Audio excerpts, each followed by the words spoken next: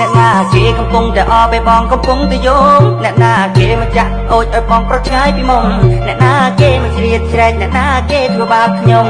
ឆ្លើយ5 1 ម៉ាត់មកអូ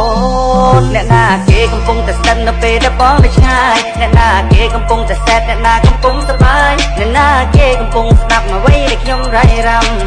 ថាខ្ញុំបាត់មនុស្សដែលខ្ញុំស្ដាយអ្នកណាក៏ដោយខ្ញុំត្រាប់មកហើយចម្លើយបងនៅមិនក្រែក៏មិនអាចបោះស្បែកមានថ្ងៃព្រោះតែឲ្យអូនទឹកណេះសោកកាហើយចាំថាអូនជាមនុស្សដែលបងបន្ថំប្រាក់ធំលុះមរណានៅគ្នាដល់បងជីវ៉ាអនុស្សាវរីយ៍យើងទាំងពីរថ្ងៃដូចជាយប់នៅក្នុងបន្ទប់អារម្មណ៍ខ្ញុំមានវិបាកទោះគ្មានអ្នកឆ្លើយចង់ដឹងចម្លើយហេតុអ្វីក៏អូនមិនស្ដាប់អនុស្សាវរីយ៍សន្យាត្រូវបានបញ្ចប់ទាំងអស់ដោយសារតែពាក្យគេព្រមស្រឡាញ់មិនចង់ឈ្នះព្រមទទួលខុសគ្រប់យ៉ាងមិននឹកថាមានថ្ងៃនេះទុករូបអូនដូចជាព្រះនាងចុងក្រោយមកខ្លាចជាជើងក្បន់ជាមួយបង្កាច់តែអងតែយល់ជាធរខ្លាំងណាស់គុំដាក់ទៅបងបែបនេះតើពេលនេះ